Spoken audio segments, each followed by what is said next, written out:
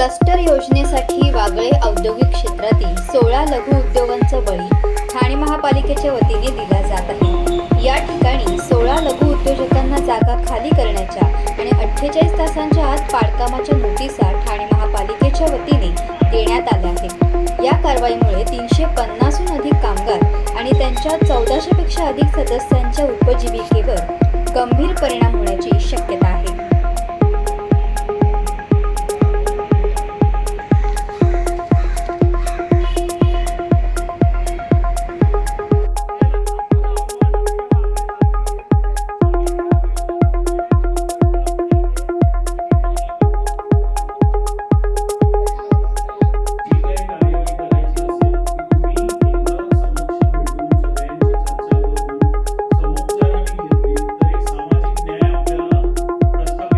Wagle industrial estate ही आशिया खंडातली क्रमांक 1 ची औद्योगिक वसाहत आहे आणि उद्योजकाच्या गाड्यांवर आपण बुलडोजर फिरवायला निघाल।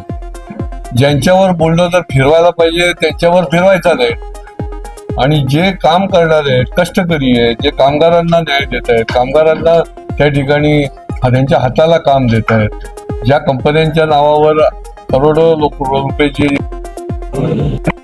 काळामध्ये देखील या कंपन्यांनी सामान जे आहे ते या ठिकाणी प्रोडक्शन करून पुरवलेलं आहे। असे हे उद्योजक आहेत। क्लस्टरच्या नावाखाली तुम्ही यांना उद्ध्वस्त करायला निघाले, हे योग्य नाही आहे।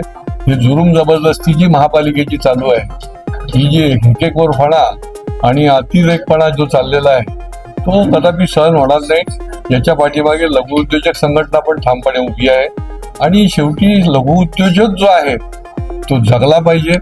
जो काहीतरी निर्मिती करतोय त्याच्याशी आपण सुसंवाद साधला पाहिजे।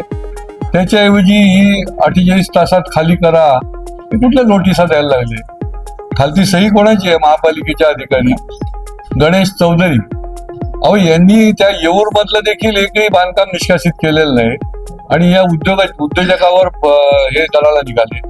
म्हणजे हा जो दुटप्पीपणा चाललेला आहे तो अजिबात योग्य नाहीये। जर का आपण हे नोटीस मागे घेऊन त्यांच्याबरोबर सुसंवाद साधला नाही, त्यांना योग्य त्या ठिकाणी त्याच ठिकाणी उर्वरित 50% आहे ती तुम्ही क्लस्टरला द्या। क्लस्टरला यांचा विरोध पण नाही, परंतु यांचे जिथे गाळे आहेत त्या फेरोडाने दिलेले, ओनरशिप केलेले, पैसे घेऊन दिलेले ते गाळे की जे 30 वर्ष काम करतायत, तर त्यांच्यावर तुम्ही बुलडोजर फिरवणार का? त्यांचा पर्यायी त्या ठिकाणी द्या किंवा आहे त्या ठिकाणीच राहून उर्वरित जी 50% जागा जी आहे क्लस्टर करता तुमच्या नियमामध्ये घ्यायला निघाले ती घ्या।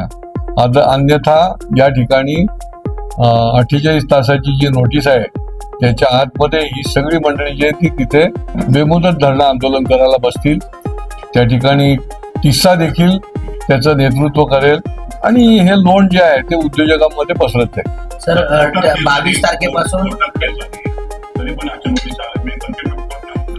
नाही, कोर्टात जरी केस असली प्री ज्युडाईस आहे, थांबायला पाहिजे। अहो, आपण इतक्या ठिकाणी कोर्टाच्या आदेश असून सुद्धा तुम्ही काही कारवाई करत नाही, म्हणजे हे महापालिकेचं जे काही चाललेलं आहे ना ते काय चाललेलं आहे मलाही प्रश्न पडलेला आहे। आणि जिथे आदेश आहेत तिथे कारवाई नाही आणि जिथे कुठलेही काही आदेश नाही तिथे म्हणजे असे धावत सुटल्यासारखे कारवाई करायला तयार झालेत आणि क्लस्टरच्या करता। त्याच्यामुळे हे अन्यायकारक आहे, हे बेजबाबदारपणाचं लक्षण आहे। तुम्ही सुसंवाद करा, या उद्योजकांबरोबर बसून त्याच्यातला तोडगा काढा आणि त्याच्यानंतर जी क्लस्टर करता पाहिजे असलेली जागा आहे त्यांनी तर वागळे इस्टेट मधल्या सगळ्याच इंडस्ट्रीला 75% इंडस्ट्रीला नोटिसा काढली।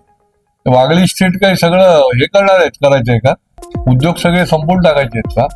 हा देखील याच्यामध्ये प्रश्न पडलेला आहे आणि त्याच्यामुळे आपण जर हे मागे घेतलं नाही तर ही मंडळी जी आहे ती या ठिकाणी बेमुदत धरणं करतील आणि आमचा पूर्ण पाठिंबा राहील। आम्ही देखील या उद्योजकांना न्याय मिळण्यासाठी या ठिकाणी उपस्थित राहू। मैं कोई भी उद्योग जिसके पास में उद्यम है, जिसके पास में जीएसटी नंबर है ऑफिशियली, उनको अगर अपना उद्योग बंद करना होगा तो उनको डेप्यूटी कमिश्नर के पास, लेबर डेप्यूटी कमिश्नर के पास में 30 दिन का नोटिस देना पड़ता है। लेबर कमिश्नर अगर परमिशन देता है तो वो उद्योग बंद होता है, वर्कर्स के सारे ड्यूज पे करने होते हैं। उसके बाद में ईएसआईसी, पीएफ, उनका भी एक ऑडिट होता है जो वो अपने समय पे होता है। 2 महीना उनको अप्लाई करने के बाद 2-3 महीने के बाद में ऑडिट होता है। उनके जो भी डिमांड्स है वो सब क्लोज होने होते हैं। ये सब होने के बाद हम उद्योग को बंद कर सकते हैं, उसके पहले बंद भी नहीं कर सकते। जब भी 48 आवर्स का नोटिस आएगा तो ये सब कहाँ से होगा, तो ये सारा का सारा हिसाब किताब वहीं का वहीं अधूरा रह जाता है और उद्योग बंद नहीं हो पाता।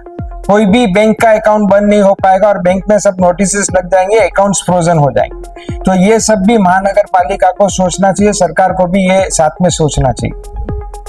किसी के दबाव में आके काम किया जा रहा है या डेवलप के नाम पे कुछ किया जा रहा है? नहीं, ये उसके बारे में मेरा कुछ कहना नहीं है। खाली जो उद्योगों को बंद करने का गवर्नमेंट ने एक प्रोसीजर लगा के रखा है, वो ये प्रोसीजर है जो कम से कम 6 महीने से 1 साल में पूरा होता है।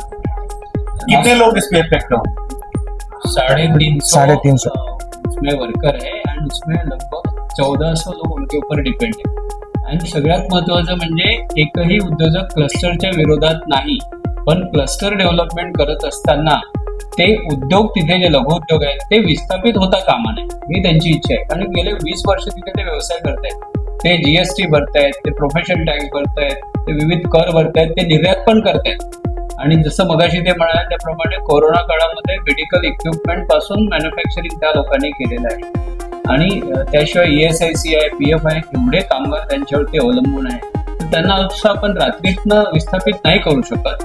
तर त्यांची एवढीच मागणी आहे की समजा तुम्ही 50% प्लॉट जो घेतलेला आहे तर उरलेल्या 50% मध्ये तिथे त्यांचं तुम्ही पुनर्वसन करा, त्याच ठिकाणी त्यांना स्थापन करा। की त्यांनी हजारो कोटी रुपये या सगळ्या लोकांनी बँकांकडनं कर्ज घेतलेलं आहे। नुसतं याच्यामध्ये एकच अडचण येणार नाही, तर बँकांची कर्जे आहेत, ईएसआयसी आहे, पीएफ आहे, इतर कर आहे, जीएसटी बंद होईल।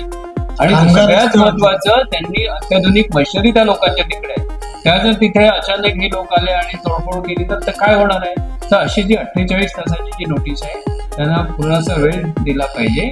आणि मी मगाशी ते म्हटल्याप्रमाणे कोणीही क्लस्टरच्या विरोधात नाही, पण क्लस्टर डेव्हलपमेंट करत असताना ते विस्थापित होता कामा नये। आणि रोजगारी यामुळे वाढेल, बेरोजगार होतील नाही तर ते आपल्याला थांबवायचं। काही दिवसात पावसा येणार आहे, असा टायमाला ही नोटीस पाठवणार काय?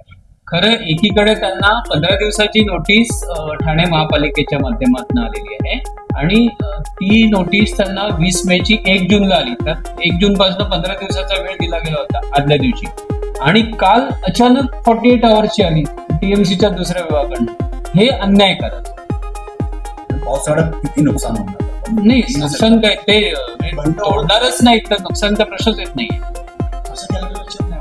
फक्त एम्प्लॉयमेंट कम्प्लीट कमी होईल। आपल्याला बेरोजगारी वाढवायची आहे का नाही? आपल्याला रोजगारी वाढवायची आहे ना, त्यामुळे आम्हाला खात्री आहे की शासनचा चांगला योग्य निर्णय आम्ही पाठीशी। आणि माननीय मुख्यमंत्री साहेब जेव्हा होते, म्हणजे आताचे उपमुख्यमंत्री साहेब, ते जेव्हा आप्पासाहेबांच्या पुतळ्याच्या अनावरणाला आले होते ना, साहेबांनी सांगितलं होतं की एकही उद्योग इथला वागळेमधला विस्थापित होणार नाही। त्यामुळे हे सरांना कदाचित कल्पना पण नसेल की टीएमसीने 48 आवर्सची त्यांना नोटीस दिलेली आहे। त्यामुळे सर जे आहेत ही न्याय्य भूमिका घेतील आणि आम्हाला